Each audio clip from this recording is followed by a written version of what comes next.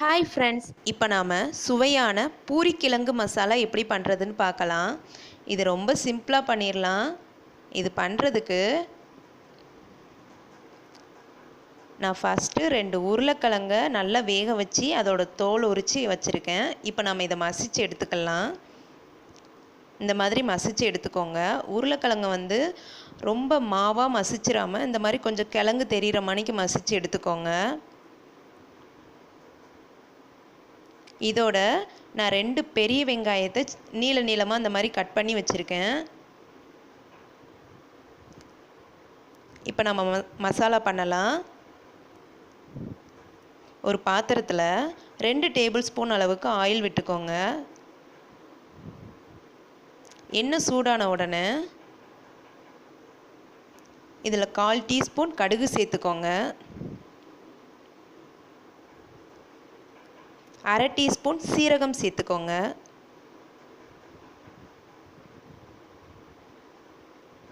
இப்போ இதோட 1 டீஸ்பூன் குழம்புக்கு போடுற கடலைப்பருப்பு சேர்த்துக்கோங்க.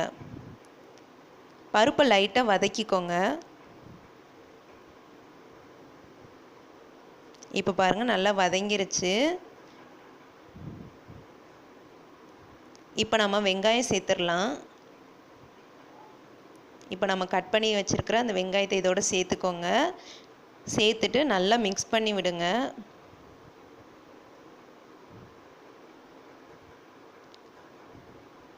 வெங்காயத்தை நல்லா வதக்கிடுங்க.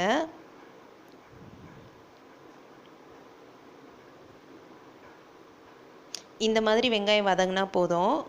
ரொம்ப பொன்னிறம் ஆகிற வரைக்கும் வதக்கணுங்கிற தேவையில்லை. இப்போ 1 டீஸ்பூன் இஞ்சி பூண்டு பேஸ்ட்டு சேர்த்துக்கோங்க. இதோட பச்சை வாசனை போகிற வரைக்கும் நல்லா வதக்கிக்கோங்க. இதோட 2 பச்சை மிளகாயை சேர்த்துக்கோங்க. இப்போ எல்லாத்தையும் நல்லா மிக்ஸ் பண்ணிவிட்டு நல்லா வதக்குங்க.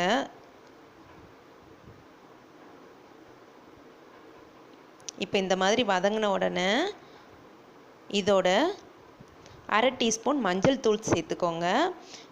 1/2 டீஸ்பூன் பெருங்காயம், 2ஐயும் சேர்த்துட்டு இதை நல்லா மிக்ஸ் பண்ணி விடுங்க.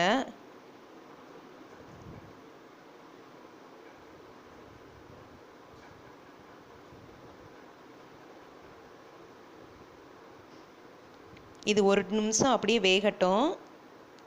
இப்போ பாருங்கள், நல்லா வெந்துருச்சு. இப்போ நம்ம உருளைக்கிழங்கை சேர்த்துடலாம். இப்போ உருளைக்கிழங்கை நல்லா வெங்காயத்தோடு மிக்ஸ் பண்ணி விடுங்க.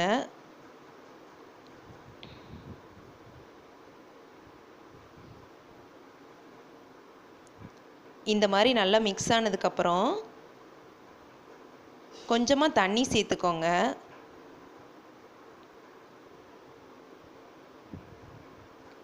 தேவையான அளவு உப்பு சேர்த்துக்கோங்க. இப்போ எல்லாத்தையும் நல்லா மிக்ஸ் பண்ணிவிட்டு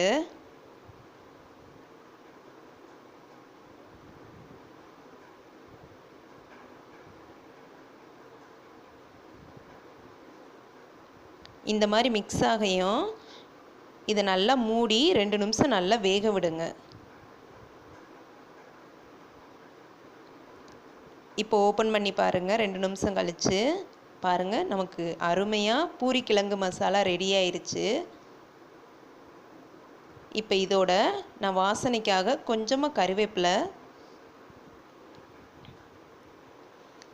கொஞ்சமாக கொத்தமல்லி தூவி நல்லா மிக்ஸ் பண்ணி விடுங்க.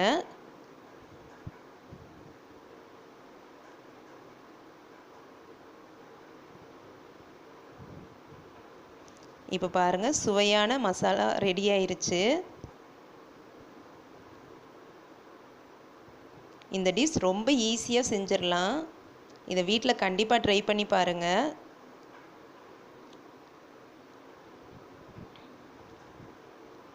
இப்போ பூரியோடு சேர்த்து சாப்பிடுங்க, அருமையாக இருக்கும். உங்களுக்கு இந்த டிஷ் பிடிச்சிருந்துச்சின்னா எங்கள் சேனலுக்கு சப்ஸ்கிரைப் பண்ணுங்கள். Thank you friends.